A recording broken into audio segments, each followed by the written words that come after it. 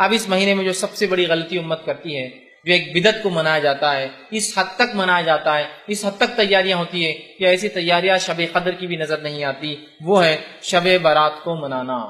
ایک رات جس کا نام شب برات رکھ دیا گیا، نفرت والی رات، نفرت کے اظہار کرنے والی رات۔ پتہ نہیں نام ایسا کیوں چنا۔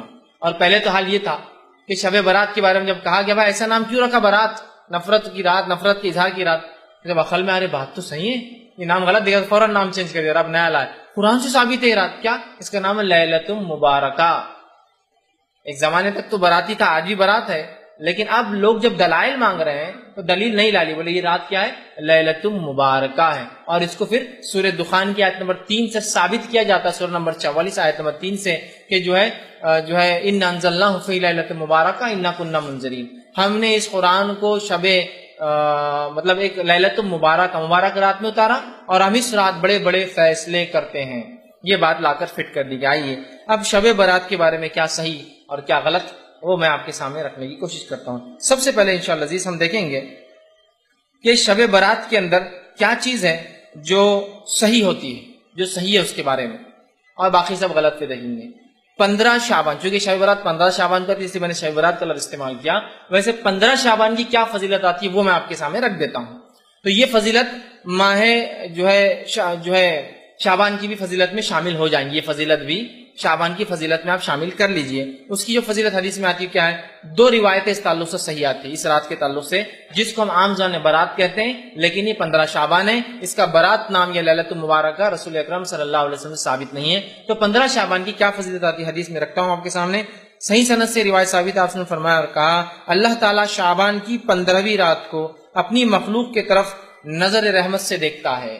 اللہ 15 شعبان کو اپنی مخلوق کی طرف نظر رحمت سے دیکھتا ہے، رحم کی نظر سے دیکھتا ہے، اور پھر آگے فرمایا اور کہا دیکھتا ہے پھر مشرک اور کینہ پرور انسان کو چھوڑ کر باقی تمام مخلوق کو بخش دیتا ہے۔ تو یہ شعبان کی فضیلت بھی ہے اور 15 شعبان کی فضیلت ہے۔ اللہ تعالی 15 شعبان کو اپنے مخلوق کو نظر رحمت سے دیکھتا ہے اور 2 لوگوں کو چھوڑ کر سب کو بخش دیتا ہے۔ پہلا مشرک کافر مطلب، دوسرا کینہ پرور جس کے دل میں دوسروں کے بارے میں بغض ہے، برائی ہے، حسد رکھتا ہے، جلن رکھتا ہے، یہ 2 لوگوں کی معافی نہیں ہوتی، صحیح روایت ہے۔